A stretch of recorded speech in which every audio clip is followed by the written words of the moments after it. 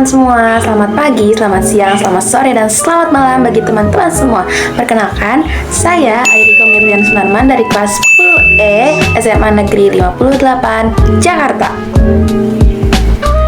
Dalam video kali ini, saya akan membahas tentang gagasan-gagasan para tokoh dalam sidang BPUPK pertama.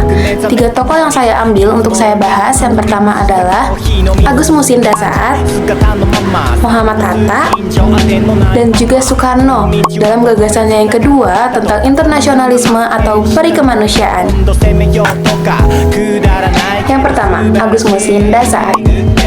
Dalam sidang BPUPK yang pertama yang diselenggarakan pada tanggal 29 Mei tahun 1945, Agus Musinda Saat menggagaskan bahwa Indonesia harus didasarkan pada iman dan tawakal kepada Tuhan yang mengendalikan langit dan bumi.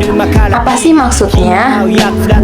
Yang maksudnya adalah hubungan ketuhanan bukanlah hanya sekedar formalitas, tetapi juga ia menekankan bahwa hubungan keimanan dan penyerahan diri atau tawakal kepada Tuhan sebagai landasan moral dan spiritual negara yang merdeka. Yang kedua adalah Mohatta.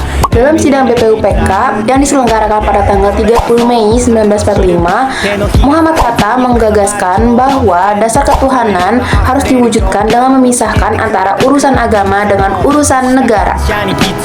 Apa sih pokok dibalik gagasan dari Muhammad Hatta? Pokok yang pertama, negara kesatuan demokratis. Indonesia berbentuk negara kesatuan, tetapi bersifat desentralisasi, supaya daerah memiliki kewenangan untuk mengatur sendiri. Pokok yang kedua, sistem pemerintahan parlemen. Pemerintah bertanggung jawab pada parlemen, bukan presiden yang murni. Ini dianggap lebih cocok untuk negara yang baru merdeka atau masyarakatnya majemuk. Pokok yang ketiga adalah ekonomi koperasi. Perekonomian harus didasarkan dengan semangat dan gotong royong, bukan kapitalisme.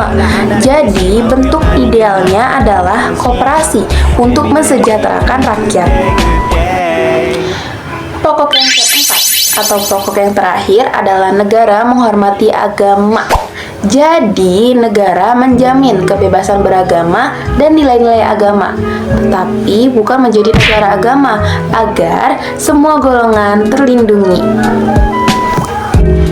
Sebelum saya lanjut ke tokoh selanjutnya atau yang terakhir, saya juga mau memberi sedikit fun fact mengenai Muhammad Hatta. Muhammad Hatta ternyata menyukai membaca sejak kecil. Ia diberi 3 buku oleh pamannya.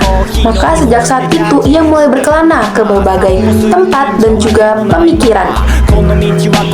Seolah ia berbincang langsung dengan para tokoh-tokoh, tetapi melewati tulisan. Tokoh yang keempat atau yang terakhir adalah Soekarno. Yang akan saya bahas adalah gagasannya yang kedua tentang internasionalisme atau peri kemanusiaan. Apa sih yang dimaksud Soekarno mengenai gagasannya yang kedua ini? Yang pertama, internasionalisme sebagai salah satu dasar negara. Soekarno menyebut internasionalisme atau peri kemanusiaan sebagai sila kedua setelah kebangsaan dalam rumusan awal Pancasila. Menurutnya, setelah bangsa Indonesia berdaulat, bangsa ini tidak boleh menutup diri dan bersikap sempit nasionalistis. Yang kedua, arti internasionalisme menurut Soekarno. Menurutnya, internasionalisme bukan berarti menghapus nilai nasionalisme, tetapi memperluas semangat kebangsaan menjadi persaudaraan antar bangsa. Ia menekankan solidaritas dan peri kemanusiaan.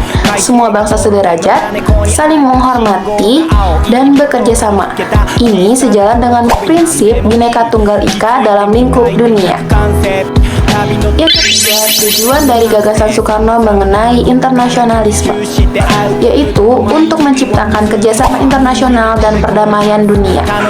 Indonesia yang merdeka diharapkan aktif dalam mendukung kemerdekaan bangsa lain dan juga menentang penuh tentang penjajahan dimanapun. Intinya, apabila internasionalisme dan nasionalisme digabungkan, Bangsa yang merdeka akan tetap terbuka, peduli kemanusiaan, dan juga menjadi bagian dalam perjuangan dunia untuk keadilan dan perdamaian dunia.